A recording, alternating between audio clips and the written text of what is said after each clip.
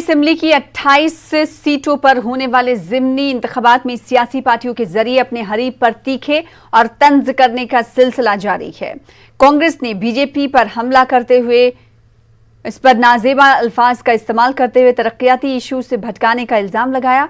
Congress media cell के in charge Jitu पाटवारी ने अपने बयान में कहा कि कांग्रेस का मकसद मध्य प्रदेश को तरक्की की राह पर ले जाना और गद्दारों को सबक सिखाना है।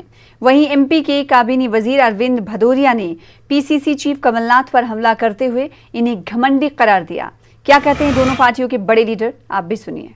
तो जीत के आई थी, कोई 2-4-5 हज़ार वोट से जीत के नहीं आई थी। आपके यहाँ थी तो आपके यहाँ देवी थी, आज हमारे साथ है तो आइटम गर्ल हो गई। इसलिए कमल नाथ जी अपने गिरेबान में झांकिए, राहुल गांधी साहब की सुनिए।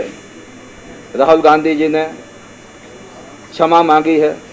ये कौन सी राजनीति है साहब? आपका सर्वश्रेष्ठ नेता की नहीं सुन रहे हैं और सुनेंगे कब ये?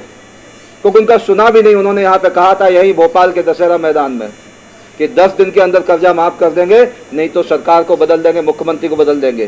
तो उस समय कमलनाथ जी ने सुनी क्या राहुल गांधी की? उन्होंने कहा था युवा बेरोजगार को 4,000 रुपये जो है ना हर महीने हम बेरोजगारी भत्ता देंगे। उस समय राहुल गांधी की सुनी का कमलनाथ जी ने? तो ये अहंकार का प्रतीक है कमलनाथ जी। अहंकार हमेशा डूबता है, ध्यान रखना। सोची समझी साजिश भटकाने की, इधर उधर की बातें करने की और मूल मुद्दों पे नहीं आने की। कांग्रेस पार्टी का मोटिव सिर्फ मध्य प्रदेश को समृद्ध करना और गद्दारों को सबक सिखाने का। गद्दारों को सबक सिखा के रहेंगे।